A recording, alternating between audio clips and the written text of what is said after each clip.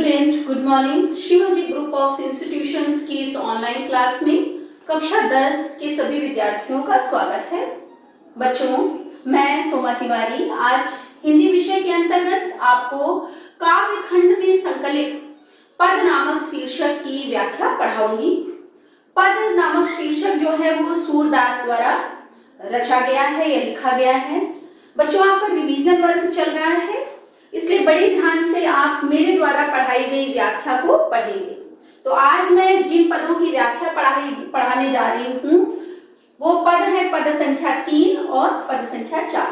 तो जिन बच्चों के पास हिंदी की पुस्तक है वो बच्चे अपनी हिंदी की पुस्तक निकाल लें और पद संख्या 3 और 4 की व्याख्या को मेरे साथ पढ़ें। पद संख्या 3 है, किलकत कान घुटुरुवन आवत, मणिमय कनक नंद कै आंगन, बिंब पकरिबै धावत, कबहु निरखी हरि आप छाह कौ, कर सौ पकरन चाहत, किलक हसत राजत द्वय दतिया, पुनि पुनि तै अवगाहत, कनक भूमि पर कर पग छाया, यह उपमा इक राजति, करी करी प्रति पद प्रति महि वसुधा, कमल बैठ की साजति, बाल दशा सुख निरखी जशोदा, पुनि पुनि नंद बुलावती, अचरा तर लय ढांकी सूर के, प्रभु को दूध पियावती। बच्चों, प्रस्तुत पद में भगवान श्री कृष्ण के बाल सौंदर्य का वर्णन किया गया है। सूरदास जी लिखते हैं, किलकत कान घुटुरुवन आवत। किलकत माने किलकारी मारते हुए, कान माने श्री कृष्ण, घुटुरुवन माने घुटनों के बल, आवत माने आ रहे हैं। सूरदास जी कहते हैं कि किलकारी मारते हुए भगवान श्री कृष्ण घुटनों के बल आते हैं। मणिमय कनक नंद कै आंगन। मणिमय माने मणियों से युक्त, कनक माने सोने के, नंद के आंगन, नंद के आंगन नंद बाबा के आंगन में, नंद बाबा के मणियों से युक्त सोने के आंगन में, बिंब पकरिबै धावत। बिंब माने होता है अपना ही प्रतिबिंब, उन मणियों पर पड़ने वाले अपने ही प्रतिबिंब को पकड़ने के लिए धावत माने दौड़ते हैं। कबहु निरखी हरि आप छाह को। निरखी माने देखकर। हरि किसके लिए आया है बच्चों? श्री कृष्ण के लिए। श्री कृष्ण के लिए इसलिए आया है क्योंकि हरि माने होता है विष्णु, और विष्णु का अवतार कौन थे? भगवान श्री कृष्ण। कबहु निरखी हरि आप छाह को। छाह माने छाया को या परछाई को। कभी भगवान श्री कृष्ण अपने ही प्रतिबिंब या अपनी ही परछाई को देखकर कर सौ पकड़न चाहत। कर माने हाथ, हाथ से पकड़ना चाहती हैं। किलक किलकी हसत राजत द्वय दतिया। जब वह किलकारी मारकर हंसते हैं तो उनके दो दांत बहुत ही सुशोभित होते हैं। पुनि पुनि तै अवगाहत। पुनि माने होता है बार बार, तै अवगाहत माने बार बार भगवान श्री कृष्ण यही करते हैं। क्या करते हैं कि भगवान श्री कृष्ण किलकारी मारते हुए घुटनों के बल आते हैं और मणियों पर पड़ने वाले अपने ही प्रतिबिंब को पकड़ने के लिए दौड़ते हैं। कनक भूमि पर कर पग छाया। सूरदास जी कहते हैं कि कनक भूमि माने सोने की भूमि पर भगवान श्री कृष्ण के हाथ और पैरों की जो छाया पड़ती है, यह उपमा एक राजत। तो एक उपमा सुशोभित होती है, एक उपमा दिखती है। क्या दिखती है? करी करी प्रति पद प्रति मणि वसुधा। कि वसुधा माने पृथ्वी की, पृथ्वी जो है प्रत्येक मणि पर, भगवान श्री कृष्ण के पड़ने वाले प्रत्येक चरण पर क्या कर रही हो? चरण के द्वारा कमल बैठ की साजक। बैठ की माने होता है आसन, कमल रूपी आसन को सजा रही हो। बाल दशा सुख निरखी जसोदा। जशोदा का मतलब यशोदा, निरख माने देखकर। माता यशोदा भगवान श्री कृष्ण के बाल सौंदर्य को देखकर पुनि पुनि नंद बुलावत, बार बार नंद बाबा को बुलाती हैं। अचरा तरलय ढांकी सूर के, प्रभु को दूध पियावती। और सूरदास के प्रभु अर्थात श्री कृष्ण को आंचल के तले ढककर दूध पिलाती हैं। बच्चों फिर से आप इसकी एक बार व्याख्या देख लीजिए। भगवान श्री कृष्ण के बाल सौंदर्य का वर्णन करते हुए सूरदास जी कहते हैं, किलकत कान घुटुरुवन आवत। किलकारी मारते हुए भगवान श्री कृष्ण घुटनों के बल आते हैं। मणिमय कनक नंद कै आंगन।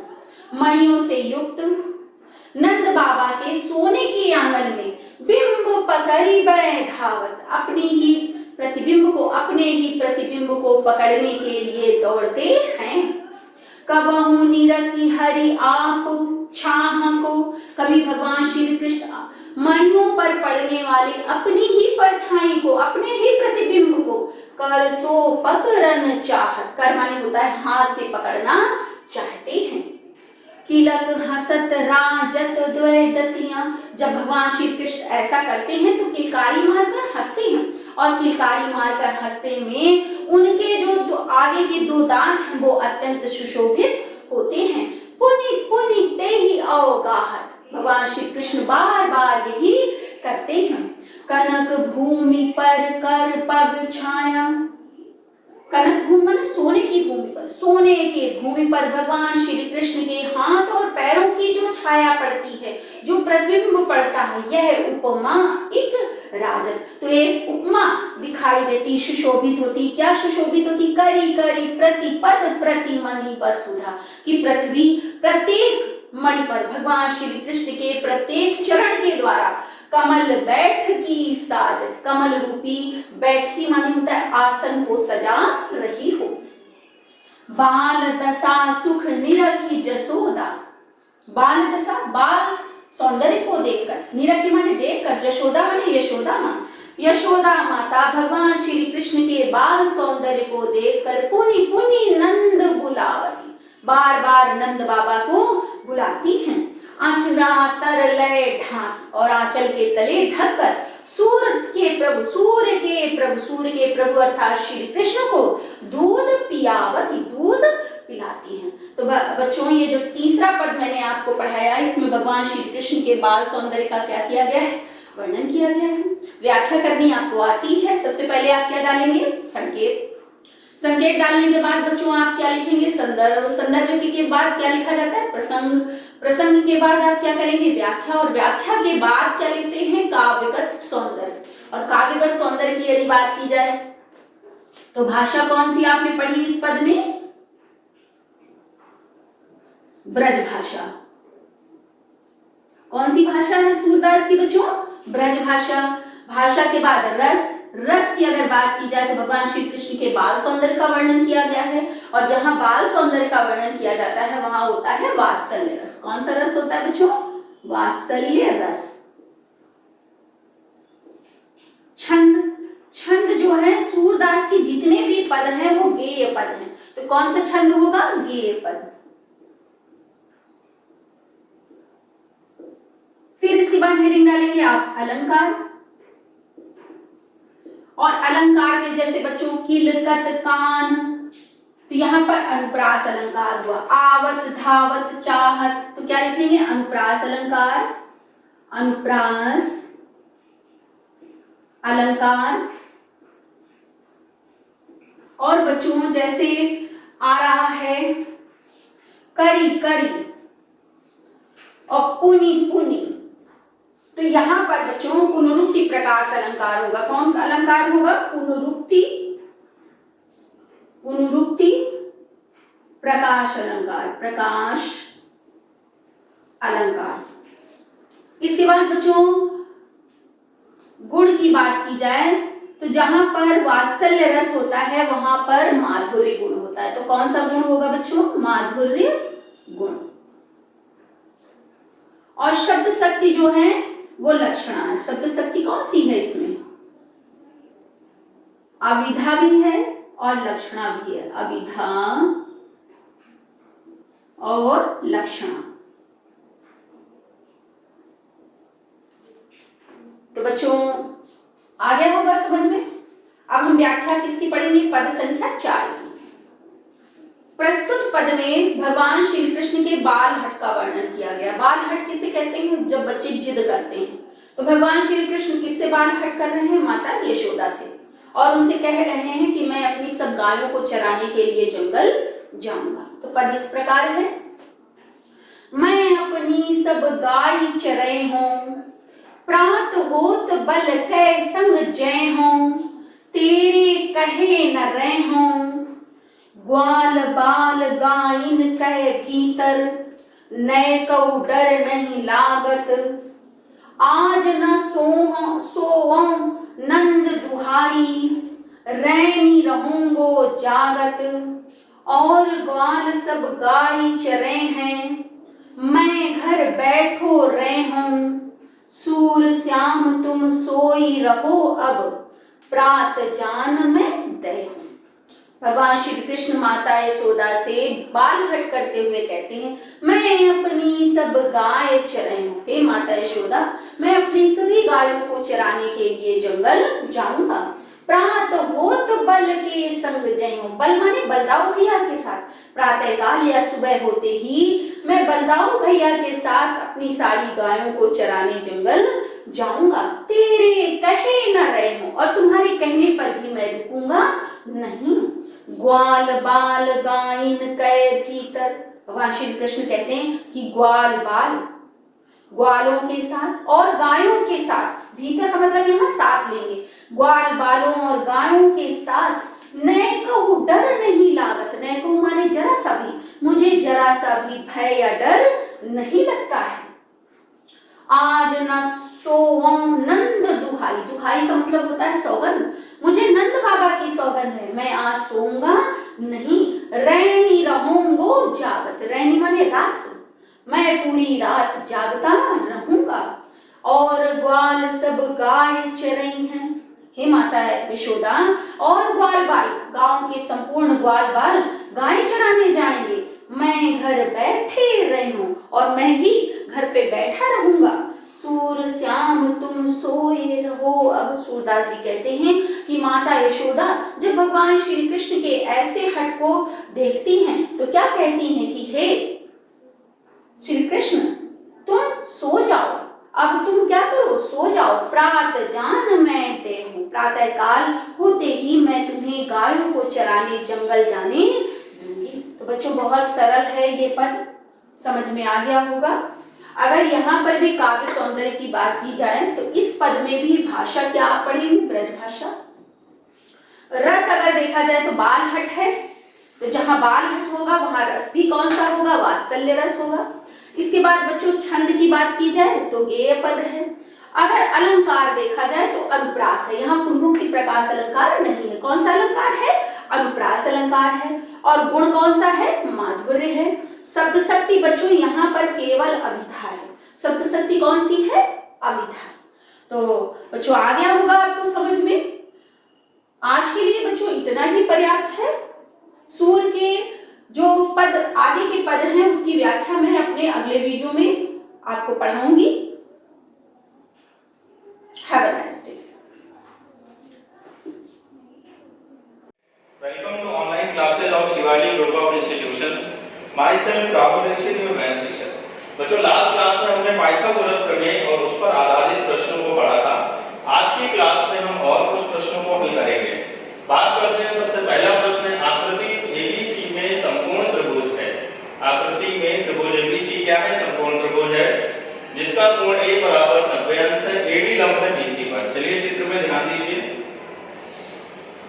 त्रिभुज ABC क्या है, समकोण त्रिभुज है जिसका कोण A क्या है, समकोण, ठीक है ना। कोण A क्या है, समकोण है, कोण A हमारा 90 अंश है। इसके बाद देखिए क्या है, AD लंब है BC पर, ये हमें दिया गया है। AD लंब है BC पर, तो सिद्ध कीजिए पहला AB स्क्वायर बराबर BD इंटू BC। पहला क्या सिद्ध करना है, AB स्क्वायर बराबर BD इंटू BC। देखिए जैसे हमने पाइथागोरस प्रमेय को हल किया था ठीक उसी प्रकार इसको भी हम हल करेंगे।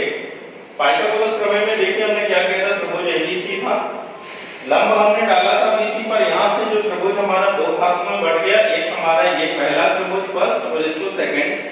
तो अब हम क्या करेंगे, जो हम पहला पार्ट हल करेंगे, सबसे पहले पार्ट के लिए हमको क्या करना पड़ेगा, त्रिभुज ABD को त्रिभुज ABC के समरूप सिद्ध करना पड़ेगा। क्या करना पड़ेगा? त्रिभुज ABD को त्रिभुज ABC के समरूप सिद्ध करना पड़ेगा।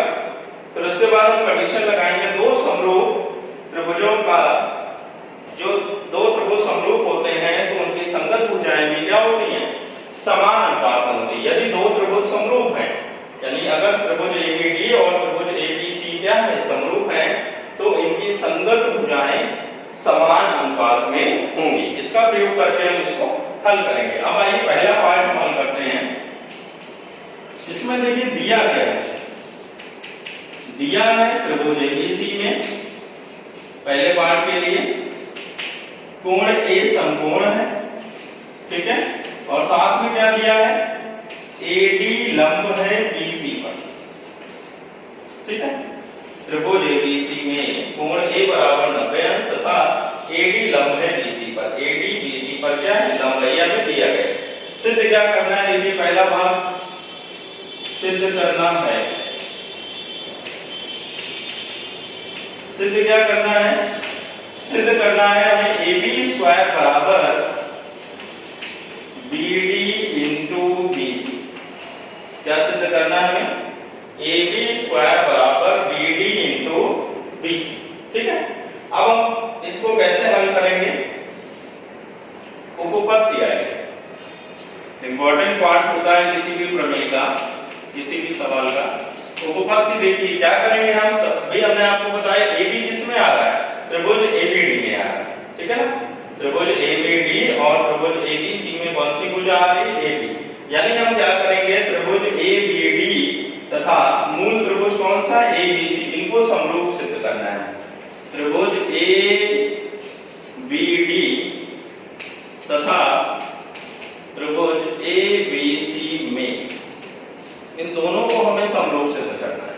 तो देखिए अगर हम बात करेंगे त्रिभुज ABD में तो इसका समकोण क्या है? कोण ADB इसका समकोण है।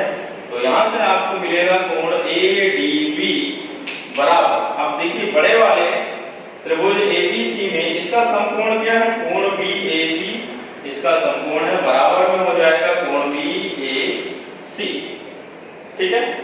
अब इसके बाद देखिए त्रिभुज ADB में कोण B, कोण ABD ले लीजिए त्रिभुज ABD में, और बड़े वाले त्रिभुज ABC में भी कौन सा कोण ले लीजिए? ABC। तो यहां पर देखेंगे हम कोण ABD बराबर होगा कोण ABC के। यहां पर कारण क्या लिखेंगे? उभयनिष्ठ। क्या कारण लिखेंगे हम? उभयनिष्ठ। और यहां पर क्या कारण है? प्रत्येक 90, ठीक है। अब देखिए इसके बाद क्या करेंगे? यहां पर देखेंगे त्रिभुज ABD और त्रिभुज ABC में हमने क्या किया? दो कोण बराबर कर दिए। तो यहां से क्या मिलेगा? दोनों त्रिभुज समरूप हो गए। त्रिभुज ABD समरूप त्रिभुज ABC, दो कोण बराबर किए हमने, तो कौन सी समरूपता से होंगे? कोण कोण समरूपता से। कौन सी प्रमेय से? कोण कोण समरूपता प्रमेय से दोनों कोण क्या हो गए? दोनों त्रिभुज क्या हो गए? समरूप हो गए। अब इसके बाद हम जानते हैं यदि दो त्रिभुज समरूप होते हैं तो उनकी संगत भुजाएं समान अनुपात में होती हैं, ठीक है। हमने कौन कौन से दो त्रिभुज समरूप किए? देखिए एक हमने ABD समरूप किया और ABD को किसके समरूप किया? हमने ABC के, ठीक है ना। तो अब देखिए त्रिभुज ABD में कर्ण क्या है? त्रिभुज ABD में कर्ण क्या है? कोण D के सामने वाली भुजा कर्ण है ना। तो यहां पर कर्ण क्या है? AB बटे। अब दूसरे त्रिभुज में ABC में देखिए कर्ण क्या है?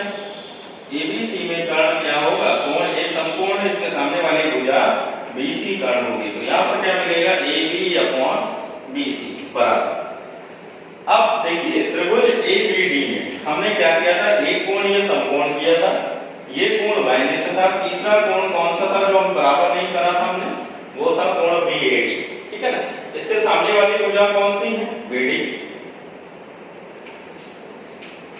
ठीक है। अब इसके बाद देखिए त्रिभुज ABC में बड़े वाले में देखेंगे कोण A हमने समकोण किया था बराबर कोण D के, कोण B कॉमन था, ये वाला कोण हमने बराबर नहीं किया था, कोण सी के सामने वाली भुजा कौन सी होगी? AB।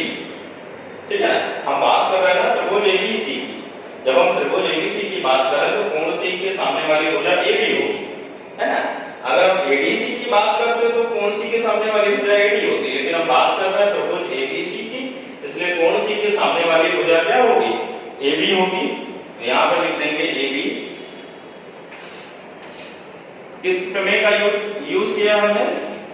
समरूप त्रिभुजों की संगत भुजाएं, समरूप त्रिभुजों की संगत भुजाएं समान अनुपात में होती हैं। समरूप त्रिभुजों की संगत भुजाएं समान अनुपात में होती हैं। ठीक है ना। अब यदि दो त्रिभुज समरूप है तो इनकी संगत भुजाएं समान अनुपात में होंगी। अब इसके बाद क्या करेंगे? क्रॉस मल्टीप्लाई करेंगे। AB इंटू AB क्या हो जाएगा? AB स्क्वायर बराबर BC इंटू BD। देखिए यही हमें सिद्ध करना था। पहला पार्ट AB स्क्वायर बराबर BD इंटू BC। अब ये देखिए हमारा क्या है? पहला पार्ट AB स्क्वायर बराबर BC इंटू BD बोलिए या BD इंटू BC बोलिए, बात एक ही है। ठीक है ना, कोई दिक्कत? तो यहाँ से देखिए हमारा पहला पार्ट प्रूफ हो गया, AB स्क्वायर बराबर BD इंटू BC। ठीक है, अब इसके बाद दूसरा पार्ट करते हैं, वो भी इसी प्रकार होगा। दूसरा पार्ट में क्या है दिया है, सेम रहेगा इसमें भी। दूसरे पार्ट के लिए देखिए क्या करेंगे।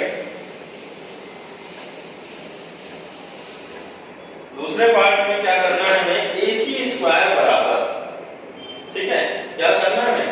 AC स्क्वायर बराबर सिद्ध करना है AC स्क्वायर बराबर BC इंटू DC। जो पहला पार्ट हमने हल किया उसको हम समीकरण 1 मान लेंगे। ठीक है, अब यहाँ पे भी हमको क्या करना है? अब AC किस में आ रहा है? AC देखिए आ रहा है त्रिभुज ADC में। त्रिभुज ADC में भुजा आ रही है AC, ठीक है, और ABC में भी भुजा आ रही है AC। तो यानी हमें कौन कौन से दो त्रिभुज लेने पड़ेंगे? हमें त्रिभुज ADC लेना पड़ेगा और दूसरा त्रिभुज लेना पड़ेगा ABC। ठीक है ना। आइए त्रिभुज ADC तथा त्रिभुज ABC में क्या करेंगे? इनको भी हम समरूप करेंगे। समरूप देखिए कैसे करेंगे? त्रिभुज ADC में जो कर्ण है वो समकोण क्या है? कोण ADC। कोण ADC समकोण है कौन से त्रिभुज के लिए? त्रिभुज ADC के लिए। ठीक है, अगर बड़े वाले त्रिभुज ABC की बात करें तो इसके लिए कर्ण क्या है? कोण BAC बराबर है कोण BAC। दोनों बराबर होंगे, कारण क्या लिखेंगे हम? प्रत्येक समकोण। दोनों बराबर क्यों होंगे? प्रत्येक समकोण। अब इसके बाद दूसरा देखिए, दूसरा क्या है? यहाँ पर त्रिभुज ADC की अगर हम बात करें तो कोण ACD बराबर होगा कोण ACB के। क्या होगा? कोण ACD बराबर होगा कोण ACB के। तो यहाँ पर लिख देंगे कोण ACD बराबर AC। दोनों ही एक ही कोण को प्रदर्शित कर रहे हैं, तो ये दोनों बराबर होंगे। कारण क्या लिखेंगे हम? कोहेरेंस। अब इसके बाद देखिए क्या मिलेगा? दोनों त्रिभुज समरूप हो गए। दो कोण हमने बराबर कर दिए, तो यहां से मिल गया त्रिभुज ADC समरूप, त्रिभुज ADC समरूप त्रिभुज ABC। अब यहां पर देखिए दोनों त्रिभुज क्या हो गए? समरूप हो गए। कौन सी प्रमेय से? कोण कोण समरूपता प्रमेय से। कौन सी प्रमेय से? कोण कोण समरूपता प्रमेय से क्या मिल गया हमें? दोनों त्रिभुज समरूप हो गए। अब फिर क्या करेंगे? यदि दो त्रिभुज समरूप हैं तो इनकी संगत भुजाएं क्या होंगी? समान अनुपात में होंगी। ठीक है ना। तो अब अगर हम बात करें त्रिभुज ADC की, तो इसमें कर्ण क्या है? AC है। त्रिभुज ADC में कर्ण क्या है? AC है। अब बड़े वाले त्रिभुज की बात करेंगे ABC की, तो इसमें कर्ण क्या है? कोणीय समकोण है। समकोण के सामने वाली भुजा कर्ण होती है। तो यहाँ पर देखिए त्रिभुज ABC के लिए कर्ण क्या है? BC बराबर। अब इसके बाद देखिए त्रिभुज ADC हमने कोण D समकोण बराबर किया है कोण A पे। ये हमारा हो गया। तीसरा कोण कौन किया वो है कोण डीएसी। ये वाला कोण हमने बराबर नहीं किया, तो इसके सामने वाली भुजा क्या है बेटा? डीसी। इसके सामने वाली भुजा है डीसी, ठीक है। ये कोण नहीं बराबर किया है त्रिभुज एडीसी में, तो इसके सामने वाली भुजा डीसी है। अब अगर बड़े वाले त्रिभुज एबीसी की बात करें तो यहाँ पर कोणीय समकोण बराबर किया, ये आपने माइनस हो गया। तीसरा कोण कौन सा बच रहा? कोण बी, ठीक है, जो हमने बराबर नहीं किया। कोण बी के सामने वाली भुजा क्या है? एसी है, क्योंकि हम बात कर रहे हैं त्रिभुज एबीसी की, तो कोण बी के सामने वाली भुजा क्या होगी? एसी होगी। तो बटे में क्या होगा? एसी। रीजन वही सेम है जो अभी हमने लिखा था। दो समरूप त्रिभुज हैं तो इनकी संगत भुजाएं समान अनुपात में होती हैं, ठीक है। अब यहाँ पर क्या करेंगे? क्रॉस मल्टीप्लाई करेंगे। AC into AC, AC square होगा, BC इंटू DC। देखिए यही सिद्ध करना था, AC स्क्वायर बराबर BC इंटू DC। अब देखिए इसको हम मान लेंगे समीकरण 2, ठीक है। ADC जो है ABC के समरूप है, समीकरण 2 मान लेंगे। और जो हमने पहले सिद्ध किया था, पहले हमने क्या किया था? पहले हमने किया था ABD को ABC के समरूप किया था समीकरण 1 से। त्रिभुज ABD को समरूप किया था त्रिभुज ABC के, किया था अभी पहले पार्ट कॉल करने पर, उसको क्या मानेंगे? समीकरण 1। अब देखिए समीकरण 1 व 2 से क्या मिल रहा है? अब यहाँ पर हम तीसरा पार्ट हल करने जा रहे हैं, ठीक है। यहाँ तक समझ में आया? तीसरा पार्ट इसका हल करेंगे। तीसरे पार्ट में क्या हमें प्रूव करना है? AD स्क्वायर बराबर BD into DC। AD square बराबर क्या प्रूव करना है? BD इंटू DC, ठीक है। अब यहाँ पर देखिए समीकरण 1 से और 2 से देख लीजिए क्या मिल रहा है। समीकरण 1 में देखिए जो त्रिभुज हमारा ABD है, समीकरण 1 में जो हमारा त्रिभुज ABD है वो किसके समरूप है? त्रिभुज ABC के। अभी हमने सिद्ध किया था पार्ट 1 में। समीकरण 2 में देखिए इधर वाला जो दूसरा पार्ट है आपका, त्रिभुज जो ADC है वो किसके समरूप है? त्रिभुज ABC के, ठीक है। तो यहां से देखिए समीकरण 1 व 2 से हमें क्या मिल रहा है? समीकरण 1 व 2 से क्या मिल रहा है? दोनों ही त्रिभुज यानी ABD समरूप है ABC के और ADC आपका समरूप है किसके? ABC के। देखिए ABD समरूप है ABC के और ADC समरूप है ABC के। दोनों ही त्रिभुज ABC के समरूप हैं, तो ये दोनों त्रिभुज आपस में क्या होंगे? समरूप होंगे। समीकरण 1 व 2 से देखेंगे आपका त्रिभुज ABD समरूप है त्रिभुज ABC के और त्रिभुज ADC समरूप है ABC के। तो यहाँ से क्या मिलेगा? त्रिभुज ABD समरूप होगा किसके? त्रिभुज ADC के, ठीक है। क्या मिल जाएगा? त्रिभुज ABD समरूप होगा त्रिभुज किसके? ADC के, ठीक है। कोई दिक्कत? दोनों ही त्रिभुज समरूप होंगे। अब इसके बाद हम क्या करेंगे? यदि दो त्रिभुज समरूप होते हैं तो उनकी संगत भुजाएं समान अनुपात में होती हैं। यदि दो त्रिभुज समरूप हैं तो उसकी संगत भुजाएं समान अनुपात में होती हैं। अब आप इसमें देखेंगे जो आपका त्रिभुज ABD है वो ABC के समरूप था बड़े वाले के समीकरण 1 में, और जो त्रिभुज ADC है वो बड़े वाले त्रिभुज ABC के समरूप था। चूंकि दोनों ही त्रिभुज ABC के समरूप थे अतः ये दोनों भी आपस में क्या होंगे? समरूप होंगे। तो अब यहाँ पर देखिए ABD और ADC समरूप। अब हम क्या लगाएंगे कंडीशन? दो समरूप त्रिभुजों की संगत भुजाएं समान अनुपात में होती। हमें प्रूफ क्या करना है? AD। अब ABD में देखेंगे AD है, इस कोण के सामने वाली भुजा है कोण B, ठीक है। इस कोण के सामने वाली भुजा क्या है? AD है। तो यहाँ पर देखेंगे संगत भुजाएं समान अनुपात में होंगी, तो AD अपॉन, ठीक है। अब इसमें देखेंगे त्रिभुज ABC, इसके बराबर में ये कोण है ना। तो अब ये दोनों त्रिभुज समरूप हैं। एक जो है आपका त्रिभुज ये ऐसे है वर्टिकल रखा हुआ और एक आपका ऐसे हॉरिजॉन्टल है, तो यानी ये जो कोण है वो किसके बराबर होगा? इसके होगा। ये वाला कोण इस कोण के बराबर होगा, ठीक है। अब क्या होगा? तो यहाँ पर देखिए ये इसके बराबर सामने वाली भुजा क्या है? AD है त्रिभुज ABD में, अब त्रिभुज एडीसी की बात करेंगे तो इस कोण के सामने वाली भुजा क्या है, डीसी, एडी अपॉन डीसी बराबर। अब देखिए फिर से इसी त्रिभुज की बात करेंगे एबीडी में, ठीक है। तो यहाँ पर भुजा बीडी ले रहे हैं, बीडी के सामने वाला इस ये कोण है, इसके सामने वाली भुजा क्या ले रहे हैं, बीडी लेंगे। ये कोण किसके इक्वल होगा, इसके सामने वाली भुजा हम बीडी ले रहे हैं, इसमें त्रिभुज एबीडी में, ठीक है, बटे। अब देखिए ये कोण और ये कोण बराबर है ना, ठीक। तो एडीसी की बात करेंगे तो कोण सी के सामने वाली भुजा क्या लेंगे हम, एडी लेंगे। रीजन क्या लिखेंगे, दो समरूप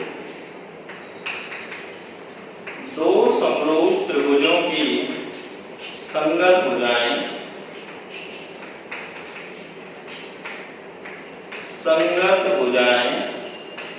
बराबर होती हैं, समान अनुपात में होती हैं, समान अनुपात में होती हैं, ठीक है। तो यहां से मिल गया ये दोनों ही त्रिभुज की जो संगत भुजाएं समान अनुपात में होती हैं, ठीक।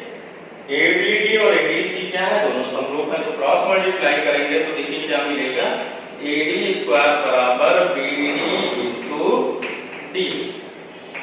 यही हमें सिद्ध करना था तीसरे पार्ट में, ठीक। पहले पार्ट को हल करने के लिए हमने क्या किया था, एबीडी को त्रिभुज एबीसी के समरूप किया था। दूसरे भाग को हल करने के लिए हमने क्या किया, त्रिभुज एडीसी दूसरा वाला जो त्रिभुज है इसको एबीसी के समरूप किया था। क्योंकि दोनों ही त्रिभुज एबीडी और एबीसी के समरूप है, इसलिए आपस में भी समरूप होंगे। तो अब यहाँ पर क्या किया हमने, एबीडी और एडीसी को समरूप किया, ठीक है। ये दोनों त्रिभुज समरूप है तो इनकी संगत भुजाएं क्या होंगी, समान अनुपात में होंगी, ठीक है। इससे हमारा तीसरा पार्ट भी सिद्ध हो गया, ठीक है बच्चों। अब आइए अगला प्रश्न देखते हैं। अगला प्रश्न देखते हैं,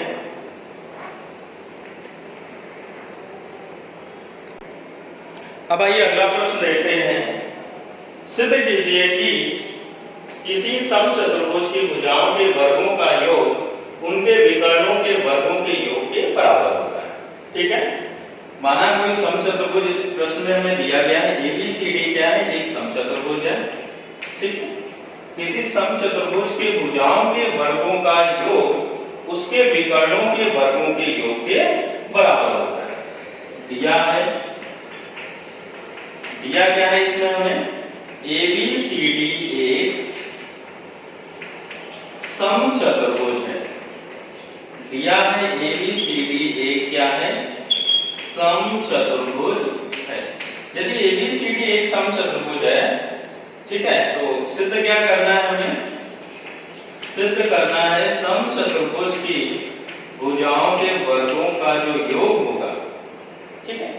अब समचतुर्भुज की भुजाएं कौन कौन सी, AB BC CD और AD।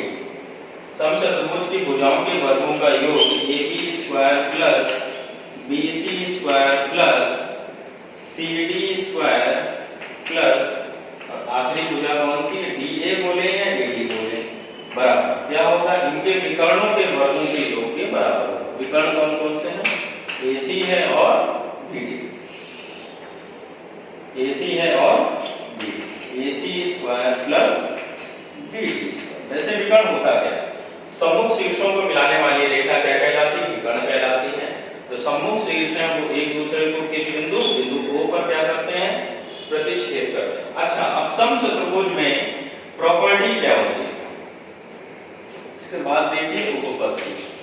सबसे पहले अगर हम बात करें समचतुर्भुज की, तो समचतुर्भुज की प्रॉपर्टी क्या होती है, समचतुर्भुज की प्रॉपर्टी होती है कि समचतुर्भुज की पहली बात तो चारों भुजाएं क्या होती हैं, बराबर होती हैं।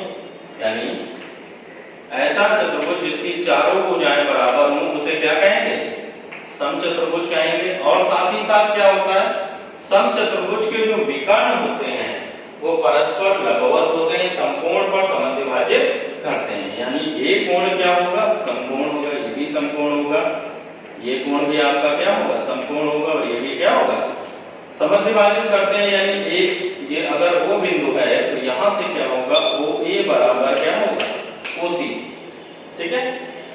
त्रिभुज AOB, त्रिभुज BOC, त्रिभुज COD और त्रिभुज AOD क्या है, समकोण त्रिभुज है। एओबी क्या है? समकोण त्रिभुज है, क्योंकि समचतुर्भुज के जो विकर्ण होते हैं परस्पर समकोण पर समद्विभाजित करते हैं। ठीक है, अब इसके बाद देखिए क्या होगा हमारा, OA किसके बराबर होगा? OC के। देखिए AC विकर्ण है, AC और BD तो विकर्ण है, AC और BD परस्पर बिंदु O पर क्या कर रहे हैं? काट रहे हैं। तो यहाँ से OA और OC बराबर होगा और OB और OD बराबर होगा। ठीक है, OA OC के बराबर होगा और OB किसके बराबर होगा? OD के बराबर होगा। यहाँ पे लिख देंगे क्या? समचतुर्भुज के विकर्ण, समचतुर्भुज के विकर्ण परस्पर समकोण पर, समचतुर्भुज के विकर्ण क्या करते हैं? समकोण पर समद्विभाजित करते हैं, समद्विभाजित करते हैं। ठीक है, तो यहां से क्या मिल जाएगा? यहां से हमें मिल जाएगा OA बराबर OC और OB बराबर OD। ठीक है, अब देखिए अगर हम बात करें AC की, तो AC को हम क्या लिखेंगे?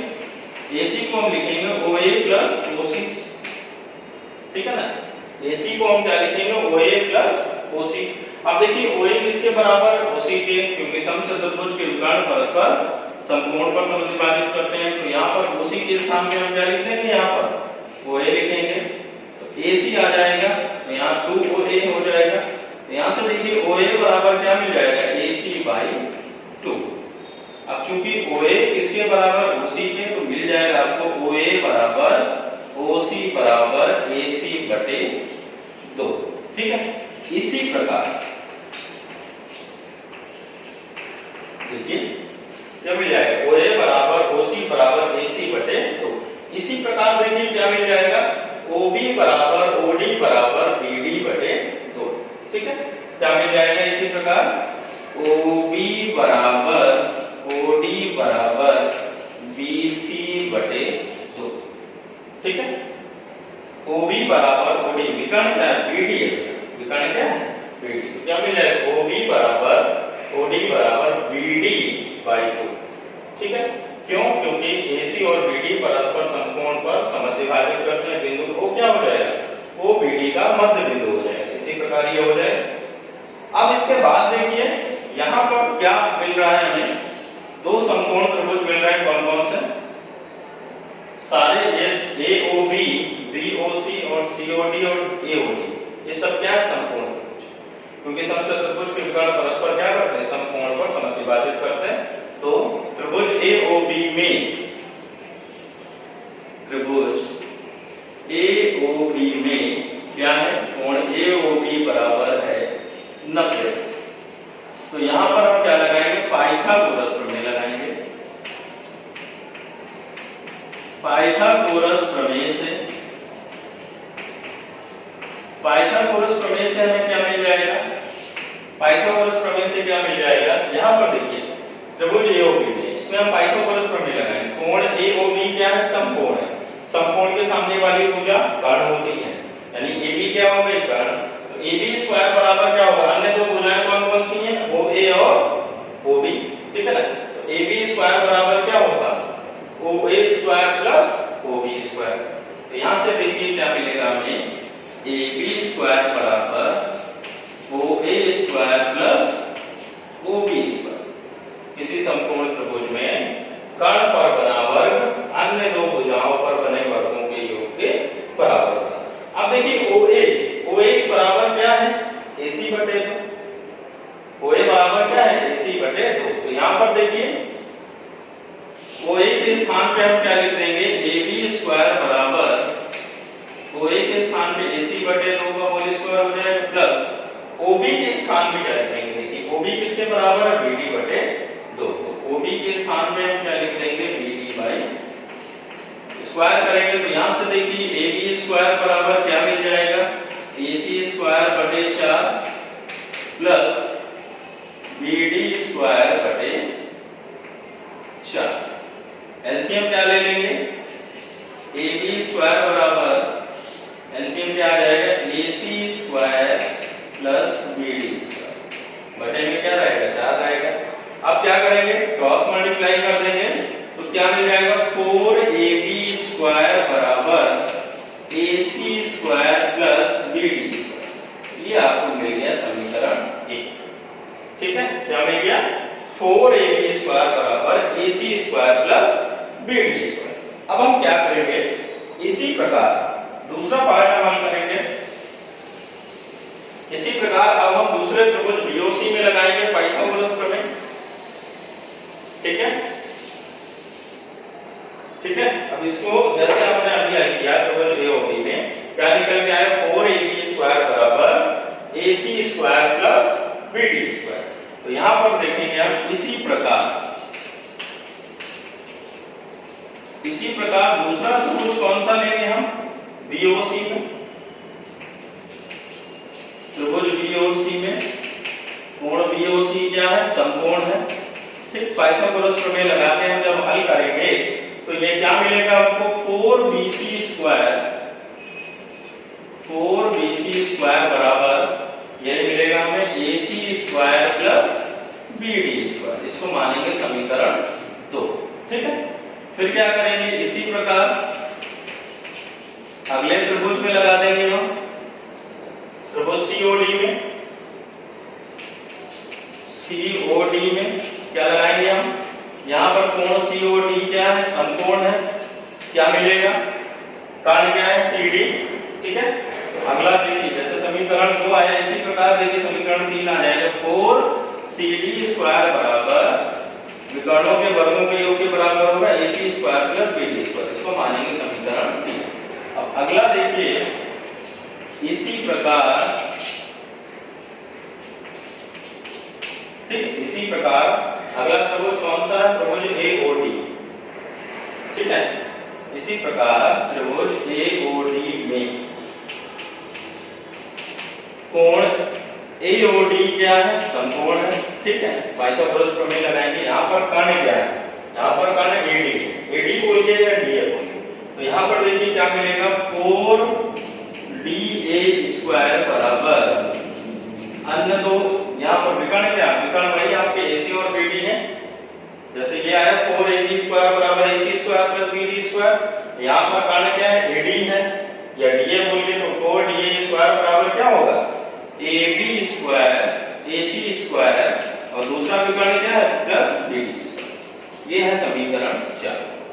अब देखिए क्या करेंगे, समीकरण 1 2 3 और 4 को हम जोड़ेंगे।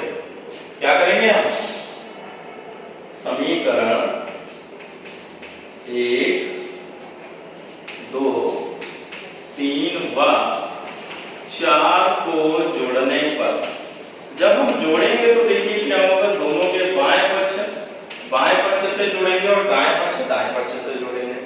ठीक है ना। अब यहाँ पर देखिए इसका बाएं पक्ष क्या 4ab स्क्वायर है, 4bc square, 4cd square, 4db square और दायां पक्ष क्या है ac square plus bd square. अब आइए जोड़ेंगे इसको तो ये क्या बनेगा 4ab square, 4bc square, 4cd square plus 4da square बराबर में क्या है ab square plus bd square.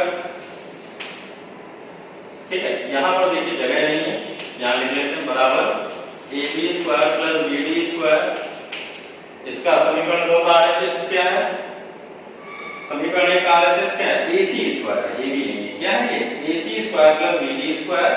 ठीक, समीकरण 2 में भी यही है, 3 में भी यही है और 4 में भी यही। तो इनको क्या करेंगे हम जोड़ेंगे। इसका RHS समीकरण 2 का ac square plus bd square, ac square plus bd square. ठीक है, और समीकरण 4 का भी RHS ac square plus bd square. एक बार ध्यान से फिर से देखिए, समीकरण 1 समीकरण 2 समीकरण 3 और 4 को हमने क्या किया जोड़ा है। तो LHS LHS के साथ जुड़ेगा और RHS RHS के साथ जुड़ेगा। जब LHS LHS के साथ जुड़ेगा तो देखिए क्या मिलेगा 4ab square, 4bc square, 4cd square, 4da square बराबर RHS क्या है ac square plus bd square. समीकरण 2 का भी यही है, 3 का भी RHS यही है, 4 का भी। तो इनको क्या करेंगे हम जोड़ेंगे। अब देखिए यहाँ पर 4 क्या ले लेंगे कॉमन। ठीक है, इसको आइए रफ कर देते हैं।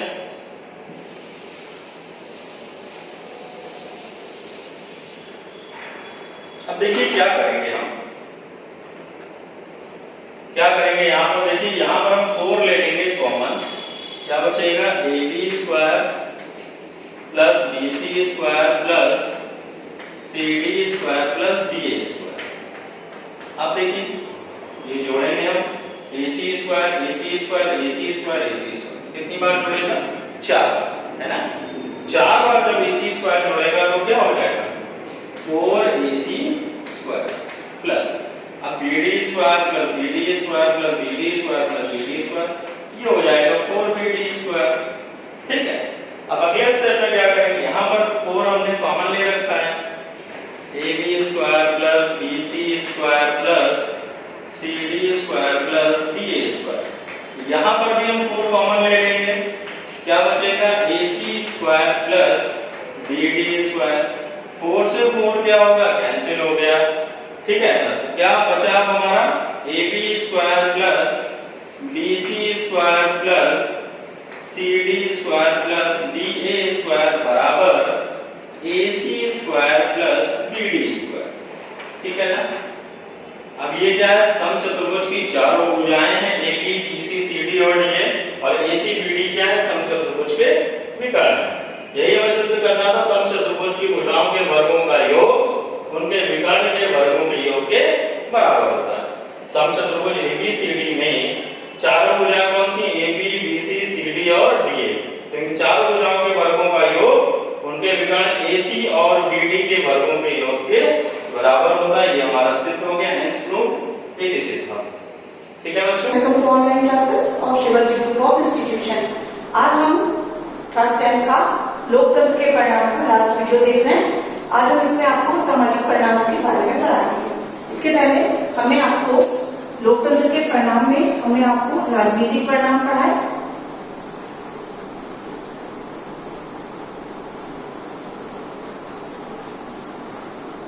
राजनीतिक परिणाम में हमने आपको बताया कि किस तरीके से जो हमारी लोकतांत्रिक सरकारें होती है या लोकतांत्रिक जो व्यवस्थाएं जहां पर भी होती हैं वहां पर उत्तरदायी शासन होता है। लोकतंत्र की सरकार एक जिम्मेदार सरकार कहलाती है। इसी के साथ साथ वहां पर पारदर्शिता होती है, जिसमें मैंने आपको सूचना का अधिकार भी बताया था। और जो लास्ट पॉइंट था राजनीतिक परिणामों में वो था वैध सरकार, क्योंकि जो लोकतांत्रिक सरकार है वो एक वैध सरकार है, क्योंकि यहाँ पर जितनी भी कानून है, जो भी नियम है, जो नीतियां हैं, वो कानून के दायरे में रहकर की जाती है। इसलिए इसको भी लेजिटिमेट गवर्नमेंट या हम एक वैध सरकार भी बोलते हैं। तो ये हमारे राजनीतिक परिणामों के अंतर्गत हमने देखा था कि जहां जहां भी लोकतंत्र है वहां पे क्या राजनीतिक परिणाम निकलकर बाहर आए हैं। इसी के साथ सेकंड पॉइंट हमारा था आर्थिक परिणाम।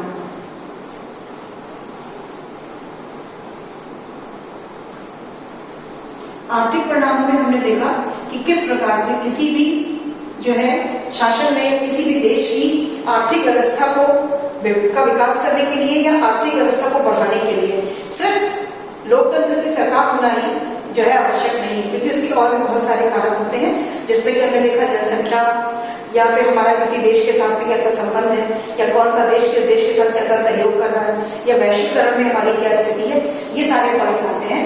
और हम आर्थिक विकास को लेकर कितना सजग है या कितना हम सतर्क हैं, इन सब चीजों पे भी किसी भी देश का आर्थिक विकास उस पर भी डिपेंड करता है। तो आर्थिक परिणामों में हमने देखा कि बहुत ज्यादा अच्छे या सकारात्मक आर्थिक परिणाम एक लोकतांत्रिक सरकार में निकलकर बाहर नहीं आए हैं, लेकिन उसके बावजूद भी जो हमारी सरकार है, जो लोकतांत्रिक सरकारें हैं, वो भी मतलब निरंतर प्रयासरत हैं ताकि लोगों को बेरोजगार से हम बचा सकें, उनको और रोजगार के अवसर प्रदान किए जाए।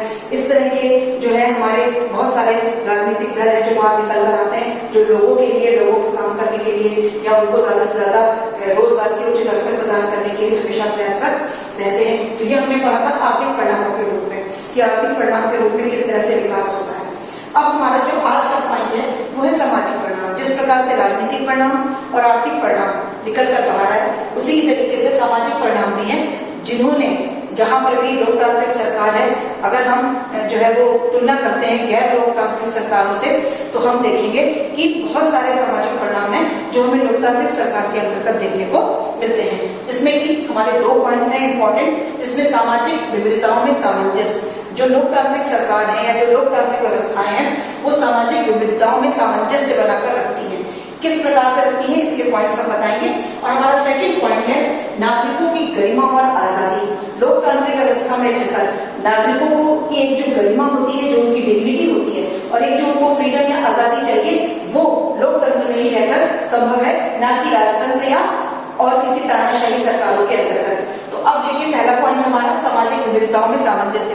किस प्रकार से जो लोकतांत्रिक सरकारें हैं वो सामाजिक विविधताओं में सामंजस्य बनाकर रखती हैं, मतलब कि एकता बनाकर रखती हैं। शांति और सद्भाव का जीवन। लोकतंत्र के अंतर्गत ही शांति और सद्भाव का जीवन जिया जा सकता है। क्यों? क्योंकि जब हमारे लोकतंत्र का जो हमारा मेन परिणाम है वो हम लोग क्या बोलते हैं, राजनीतिक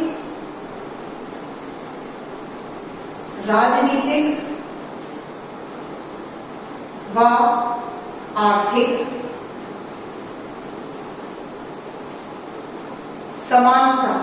जो हमारा मेन पॉइंट है या जो हमारा बेसिक परिणाम, जो मूल परिणाम निकल कर आता है हमारी लोकतंत्र का, वो होता है राजनीतिक और आर्थिक समानता। और जहां पर समानता होती है वहां पर शांति और सद्भाव का जीवन अपने आप मिलता है।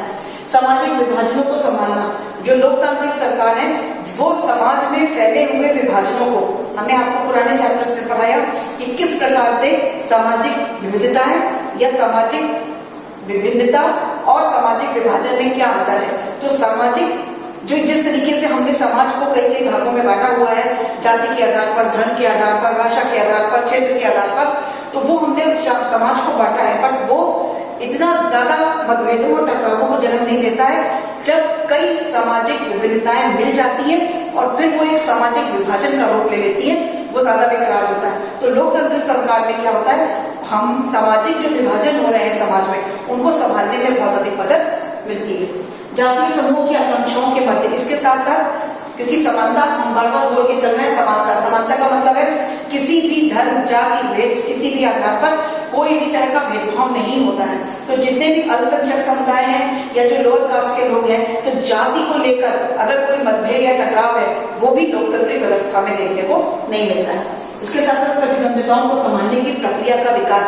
लोकतंत्र के अंतर्गत हम जो प्रतिद्वंदिता का मतलब होता है कि जैसे राजनीतिक दल है, एक राजनीतिक दल दूसरे राजनीतिक दल के साथ प्रतिस्पर्धा और प्रतिद्वंदिता का माहौल बनाते हैं। बट इससे क्या होता है, एक तरीके से ये चीजें कभी कभी जब ये बहुत ज्यादा हो जाती है तो ये समस्याओं को भी जन्म देती है। बट कहीं पर भी अगर कंपटीशन, प्रतिद्वंदिता या प्रतिस्पर्धा होती है तो वो एक दूसरे से ज्यादा अच्छा कार्य करने के लिए भी प्रेरित करती है, क्योंकि हर एक राजनीतिक दल को लगता है कि हम इतना अच्छा काम करेंगे, हमारी नीतियां किसी दूसरे दल से ज्यादा अच्छी हो। इस वजह से वो बहुत अच्छी नीतियों और बहुत अच्छे सामान्य हित में कार्य करते हैं, जिसका फायदा जनता को होता है। टकराव और मतभेदों के मध्य सामंजस्य की विधि को खोजना। लोकतांत्रिक सरकार में ही ये संभव है कि जितने भी टकराव या मतभेद या जो भी विभाजनों को लेकर या विभिन्नताओं को लेकर या जाति धर्म को लेकर अगर कोई भी टकराव है तो उनके बीच में उनको दूर करने की जो विधि होती है वो हम लोकतंत्र में रहकर ही खोज सकते हैं। विभाजनों के संघर्षों को झेलना। क्यों? क्योंकि हमारा देश हम देख रहे हैं, बहुत से सालों से देखते चले आ रहे हैं कि जो है विभाजनों के संघर्षों को हम झेल रहे हैं। तो ये लोकतांत्रिक सरकार में अगर हम गैर लोकतांत्रिक सरकारों की तुलना करें लोकतांत्रिक सरकार से, तो हम देखेंगे कि विभाजनों और संघर्षों को लोकतांत्रिक सरकारें उतना नहीं झेल रही है जितना तानाशाही और राजतंत्र में देखने को मिलता है। बहुमत का निर्माण, सबको पता है कि लोकतांत्रिक सरकार में ही ये संभव है कि बहुमत का निर्माण किया जा सकता है। क्यों? क्योंकि यहाँ पे जनता का शासन है, जनता का मत लिया जाता है, जनता की बात मानी जाती है, जनता की इच्छा देखी जाती है, जनता की जागरूकता किस तरीके से वो राजनीति में प्रवेश करती है। क्यों? क्योंकि उनके पास मत देने का अधिकार है, और जब जनता के पास मत देने का अधिकार होता है, अपने नेता को चुनने का अधिकार होता है, इससे बहुमत का निर्माण होता है, जनमत का निर्माण होता है, और बहुमत को प्राप्त करने के अवसर भी मिलते हैं। अगर एक बार कोई उनसे गलती हो भी जाती है किस तरीके से वो अपने नेता को चुनने में, तो वो उसको अपनी गलती को सुधार भी सकते हैं।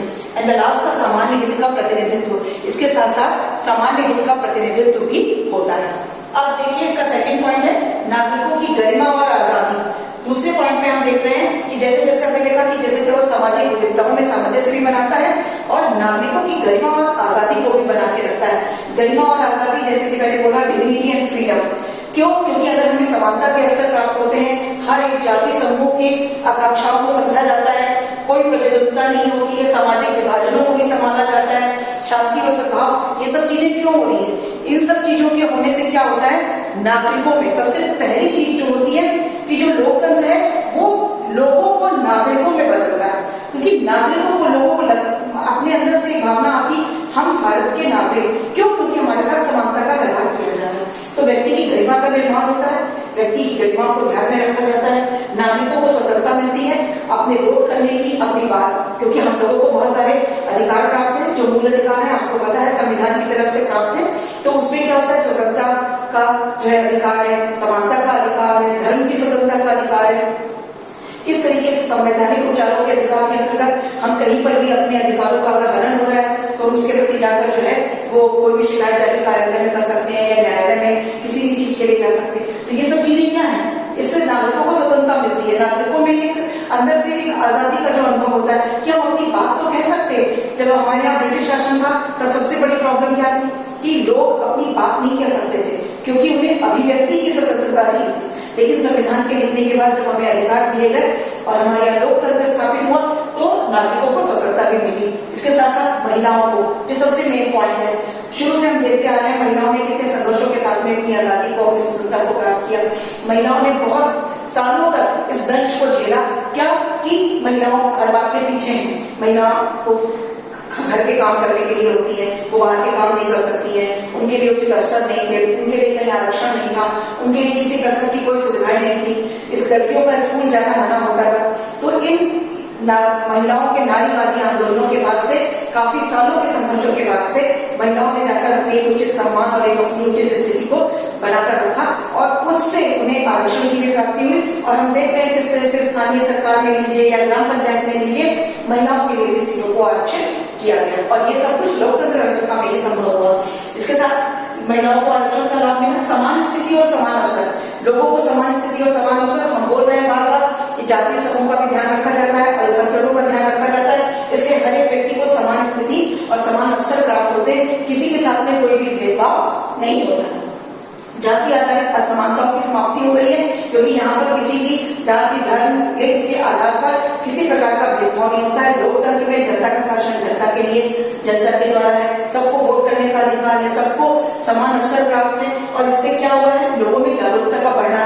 अब लोग राजनीति में प्रवेश कर रहे हैं, क्यों? क्योंकि उन्हें अपने नेता को चुनने का अवसर प्रदान किया गया। तो क्या कर रहे हैं, लोग जागरूक हो रहे हैं, लोगों को ये समझ में आने लगा है कि हमारे वोट की क्या कीमत है, हमारा एक बहुमूल्य वोट क्या है, लोगों को समझ में आने लगा है।